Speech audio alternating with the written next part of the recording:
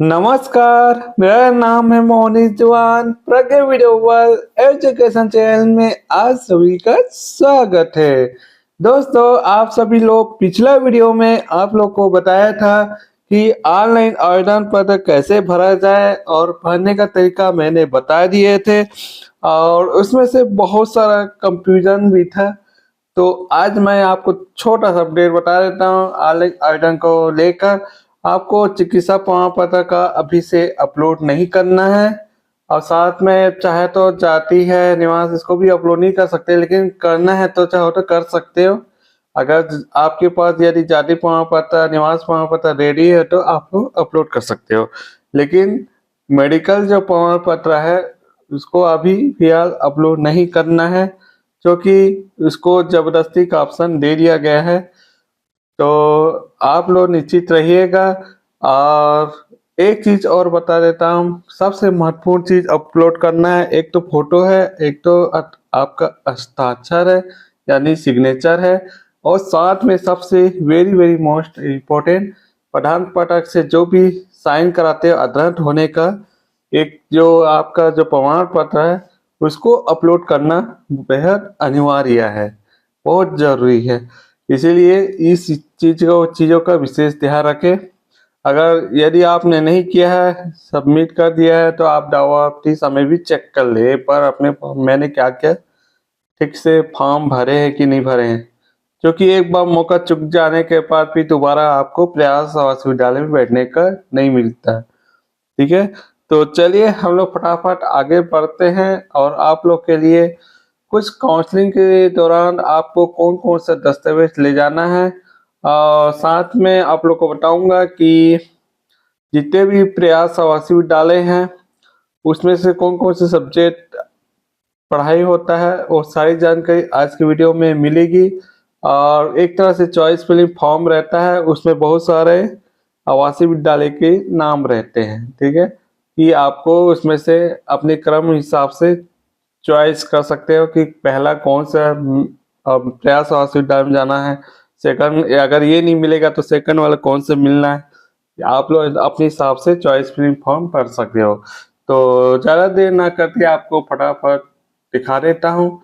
तो यहाँ से आपको पढ़ के बता देता हूँ। काउंसलिंग के समय अनिवार्य रूप से प्रस्तुत किए जाने वाले दस्तावेज अभिलेखों की सूची, शाला में प्रवेश या काउंसलिंग के समय। ठीक है, और यहाँ पर आपको छत्तीसगढ़ का मूल निवासी होने का प्रमाण पत्र यहाँ पर संलग्न करना है और सक्षम राजस्व अधिकारी द्वारा साइन होना चाहिए।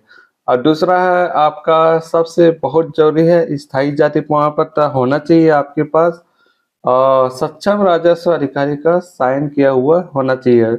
इसको भी साथ में संलग्न करना है जब आप काउंसलिंग के समय या प्रेस लेने के दौरान। ठीक है, उसके बाद है आपका कक्षा 8वीं का प्रथम श्रेणी से उत्तीर्ण होना चाहिए।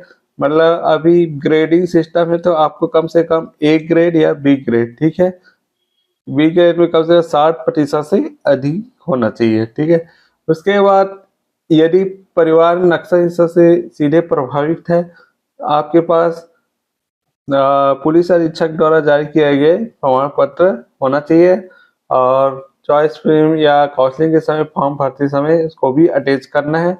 और ऊपर वाला जो बताया अंक सूची उसको ओरिजिनल अंक सूची का फोटोकॉपी अटैच करना है। ये जितना भी है आपको फोटोकॉपी लगाना है। ठीक है, उसके बाद प्रवेश नीति कंडिका 1, 2, 3 अनुसार विद्यालय में अध्ययन होने का प्रमाण पत्र भी लगा सकते हो। उसके बाद शाला छोड़ने का भी प्रमाण पत्र लगाना है, जिसको स्थानांतरण प्रमाण पत्र बोलते हैं। अब इसके बाद अब जरूरी पड़ जाता है जब आप काउंसलिंग हो जाता है, आपका चयन हो जाता है, तो आपको मेडिकल बोर्ड द्वारा जारी किया गया प्रमाण पत्र आपको संलग्न करना है। यदि आपका सिकल सेल है तो सिकल सेल जांच का प्रमाण पत्र संलग्न करना है। यदि आप विकलांग आते हैं तो विकलांग का भी प्रमाण पत्र वहां पर संलग्न कर सकते हैं, यानी दिव्यांग प्रमाण पत्र। ठीक है, तो आप सभी लोग को समझ आ गया कि कौन कौन सा डॉक्यूमेंट लगाना है। ये कब लगाना है, जब आप शाला में प्रवेश लेंगे या काउंसलिंग के समय। ठीक है, उसके बाद विद्यालय चयन हेतु प्राथमिकता क्रम का निर्धारण एवं शाला में प्रवेश काउंसलिंग के समय में भरकर लाया जाना होगा। तो यहाँ पर इसके नीचे बहुत सारा प्रयास विश्वविद्यालय का सूची दिया हुआ है। मांग संख्या 41 में जो पिछले 5 वर्षों से चले जा रहे हैं, 6-7 वर्षों से, वही है, पुराना वाला है इसमें मांग संख्या 41 में। ठीक है, और कुछ प्रयास विश्वविद्यालय में अलग अलग संकाय के नाम से चलते हैं। आप लोग को फटाफट दिखा देता हूँ। यहाँ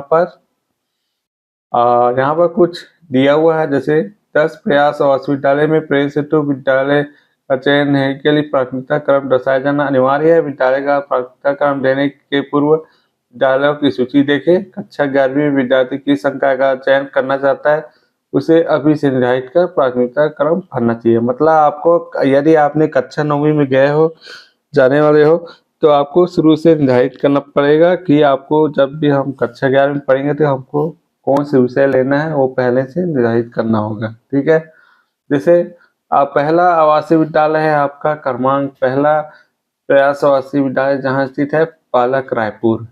इसमें 200 सीट है गणित के लिए। यहाँ पर गणित के विषय पढ़ाई होगा। साथ में आप लोग कुछ स्पेशल कोचिंग करना चाहते हैं जैसे एनडीए, तो एनडीए को यहाँ पर लिख के आप दर्शा सकते हो।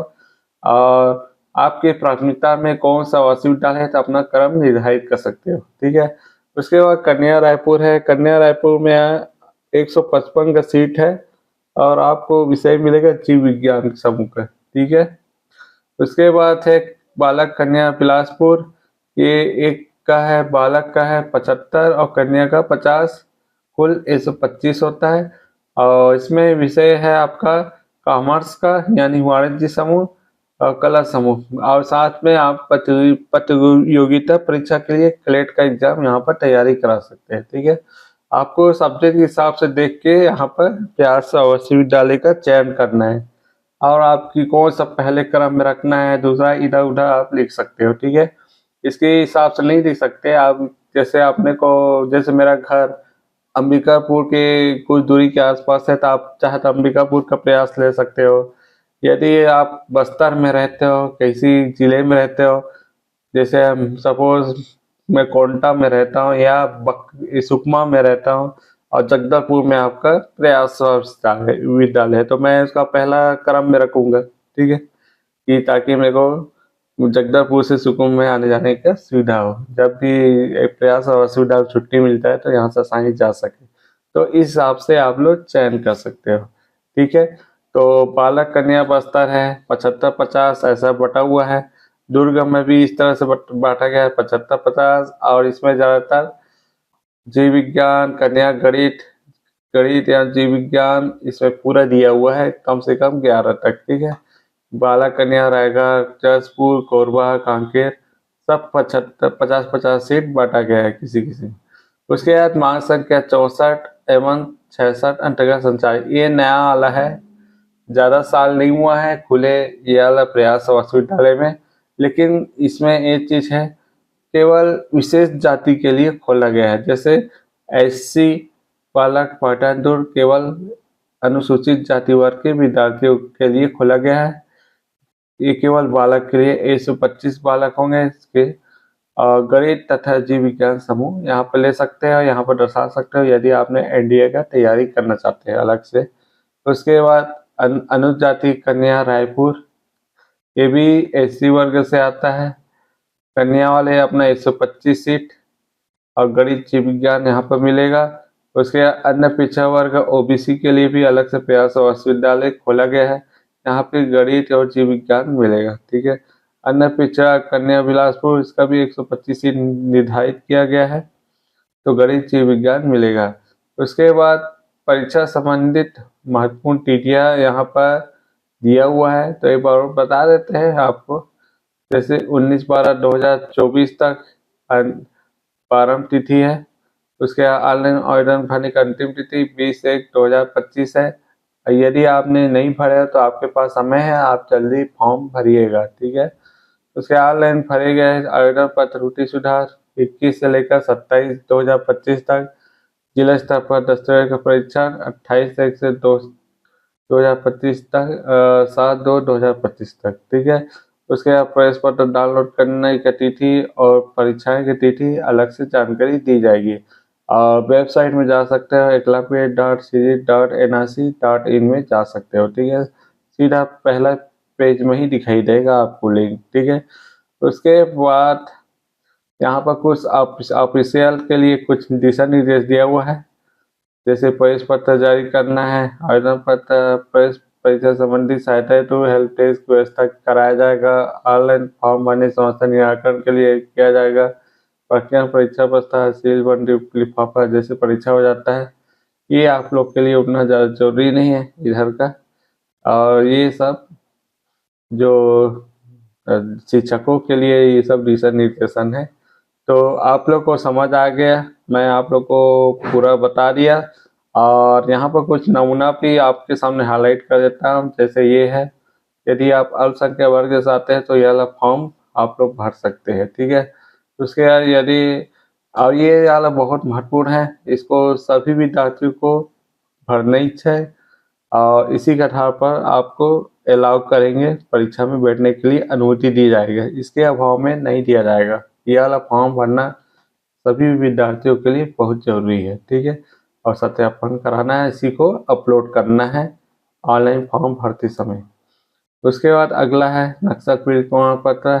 अगर इसी कैटेगरी का आते हैं तो आप इस तरह का फॉर्म भर सकते हैं। उसके बाद अगला है ये प्रवेश पत्र वाला सैंपल है। उसके बाद यहाँ पर बहुत सारा सूची दिया गया है। ठीक है, कि आप लोग अपनी पात्रता को देख सकते हो कि इस सूची में है कि नहीं। ठीक, ये गांव में दिया हुआ है, आपका विद्यालय इसी गांव में पढ़ना चाहिए, ऐसा भी शर्तें रखी गई है। तो आप लोग को समझ आ गया प्रयास आवासीय विद्यालय का ये सबसे आखिरी वीडियो था। तो आज का वीडियो बस इतना ही, देखने के लिए धन्यवाद। जय छत्तीसगढ़, जय जोहार।